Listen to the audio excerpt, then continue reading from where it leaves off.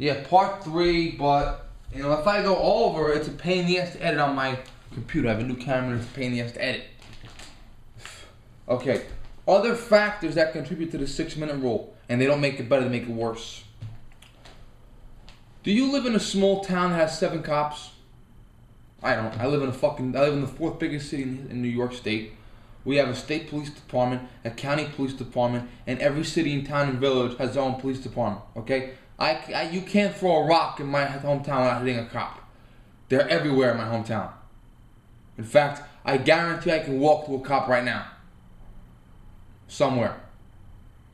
But the point is, people live in a hometown that has 7 cops. You call 911. This cop's over here. This cop's over here. This cop's on his day off. This cop's responding to an armed robbery. This cop's responding to a rape. This cop's testifying before the court. Okay? Most cops, and I don't want to seem like I'm bashing the police, fire, and paramedics. I don't. But by definition, most cops, most emergency workers, paramedics, firemen, they want to do their job right. But every once in a while, because of an extraordinary set of circumstances, they can't do their job. Okay? They're going to get in the car and they're going to race you as quickly as possible. But if there's 7 cops and 500 citizens, it's entirely possible they might not get there in time. We hope to Christ they will.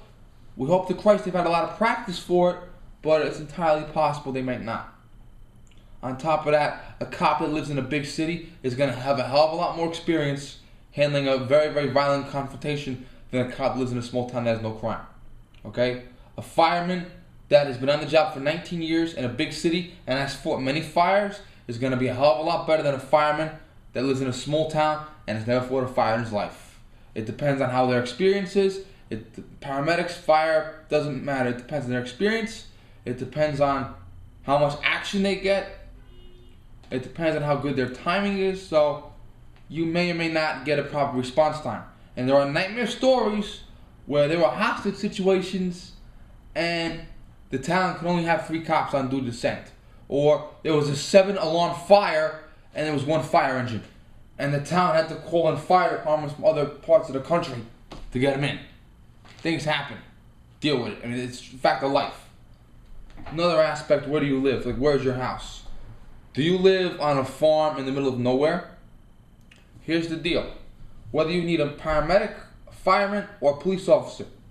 If you live in a big-ass farm in the middle of nowhere, and you go up to Colorado, or you go down to southern Texas, or you go out in Arizona, you see big-ass open plains, and you see guys that own acres of property all around, and the nearest neighbor is 10 miles away. Or you see even regular suburban neighborhoods. You can see a nice suburban neighborhood, you have to drive to the store. You can't walk up to the store. You have to drive everywhere. You can live in this big-ass farm in the middle of nowhere. You can call 911. The cop, fireman, paramedic, whoever he is, can get in his vehicle and drive to your location at 100 miles an hour, but because you live so far away, he might not get there in time. It might take him 15 or 20 minutes. It happens. It does. Other factors. The 6-minute rule or the other minute rule depends on when the call is established. Okay? Let's assume this. You call 911. You don't know where you are.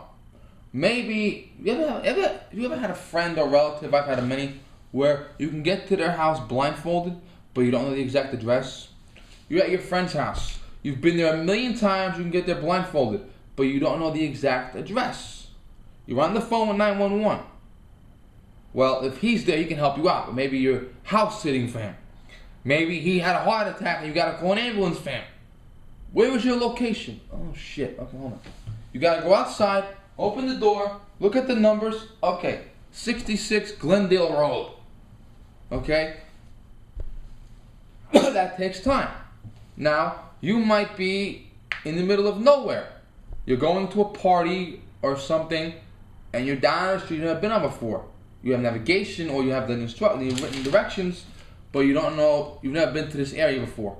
And you see something happen. And you say, wait a minute, I better call 911 because there's an emergency. Okay, get on the cell phone, call 911.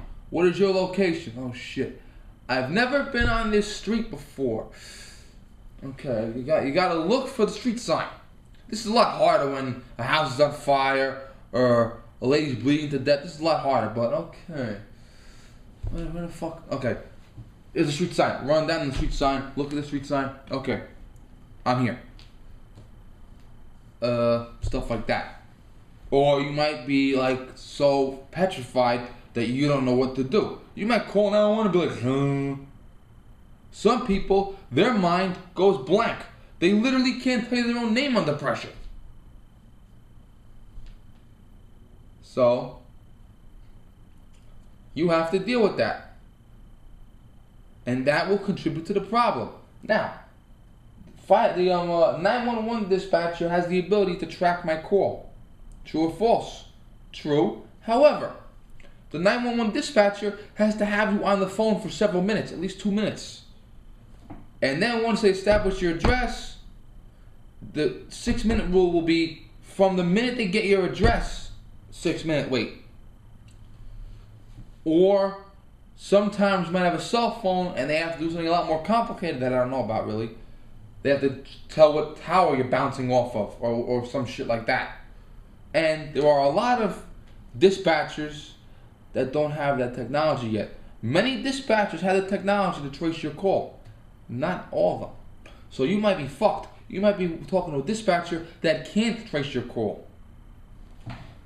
The punchline of this video, the entire aspect of this video that I'm trying to reach across to you is that have faith in your civil servants, because a majority of the time they want to do their job. But there are times when they are incompetent. There are times when they physically can't get to you in time. There are times when the distance, because don't forget, they're driving at 60, 70 miles an hour, but at the same token, they don't want to kill an innocent person on their way to get to you. They're running the red lights and the stop signs, but they still have to avoid killing innocent people on the way to get to you. The point is, you have to learn to cooperate with yourself and to survive on your own. Okay? And if you see stories of survival, people don't survive because the cops, the paramedics, or the fire department got there in time. They survive because in the meantime, they knew what to do. Whether it was fighting off the bad guy, whether it was bandaging the bleeding wound, whether it was providing CPR, whether it was fighting the fire, but they were able to kill the time, to use the time to their advantage, to make the situation better. That way when the professionals finally arrived 6 minutes later, they had a better ending. Okay? They might be dealing with a criminal that is shot dead as opposed to a criminal that is hurting the victim. They might be dealing with a bleeding victim that is well bandaged as opposed to a bleeding victim that is almost dead. They might be dealing with a fire that is contained because on the way out of the building, the janitor closed all the fire doors behind him. Okay? And that's going to reduce the death rate, knowing what you're doing. Thank you. I think we're done. Hope to Christ we're under 15 minutes. And we are 8:40.